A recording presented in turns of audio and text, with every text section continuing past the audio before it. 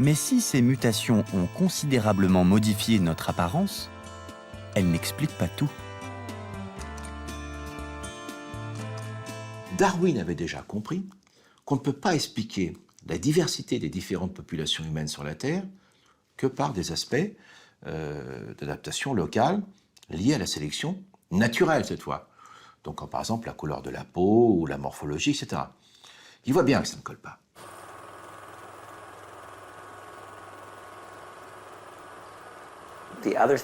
Un autre facteur très important chez les humains est ce que l'on appelle la sélection sexuelle. Certains traits ont tendance à attirer le sexe opposé. Qu'est-ce que c'est que la sélection sexuelle? C'est dû au fait que, en fait, tous les gens n'ont pas la même probabilité de se reproduire. Il y a des gens qui sont plus choisis que d'autres. On en a des exemples très très clairs chez l'animal. Les queues du paon, si vous voulez, qui les rendent incapables de voler et donc vulnérables aux prédateurs. Mais en fait, il y a une espèce de cercle vicieux de sélection sexuelle qui s'est enclenché où les femelles choisissent les paons qui ont une grande queue et donc, du coup, elles ont des petits paons qui ont une encore plus grande queue qui eux-mêmes sont choisis et ainsi de suite. Et ça dérape complètement. Bon.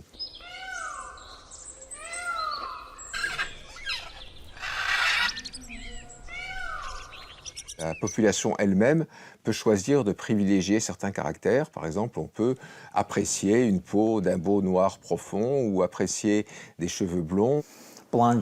Le blondisme, par exemple. On trouve des cheveux blonds, surtout chez les Européens. On pourrait penser que ce trait particulier donne un avantage sélectif par rapport au climat, par exemple. Mais on voit mal ce que la blondeur apporte dans ce cas-là. Du coup, la meilleure explication pour le grand nombre de blonds qu'on trouve chez les Européens, c'est que cela a toujours été vu comme étant attirant sexuellement.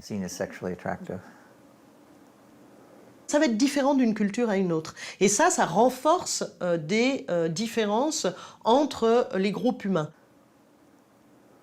La barbe, on ne voit pas très bien quel serait un avantage à être barbu par rapport au fait d'être non barbu. Pourtant, on trouve de la barbe essentiellement dans les populations européennes, très peu dans les populations asiatiques, rarement dans les populations africaines, sauf quelques exceptions. Donc ça, c'est par exemple peut-être un choix sexuel, c'est-à-dire que les femmes préféraient les hommes barbus et donc ils se seraient mieux reproduits et ça aurait augmenté en fréquence le pourcentage de barbus.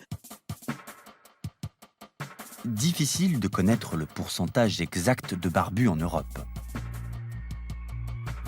En revanche, il est un trait qui s'est visiblement imposé dans certaines régions du monde.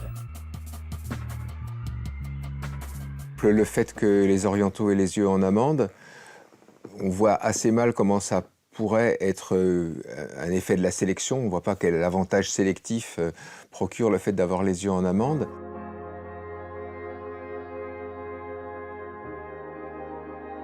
Par contre, on peut penser que ça a été considéré comme un critère de beauté dans le groupe qui est parti vers l'Est et qui a eu comme descendance les orientaux et que le chef avait comme concubine des femmes aux yeux en amande. Et comme les enfants du chef sont en général plus nombreux et mieux nourris, de nouveau, cette version de gène s'est généralisée dans la population au fil des générations.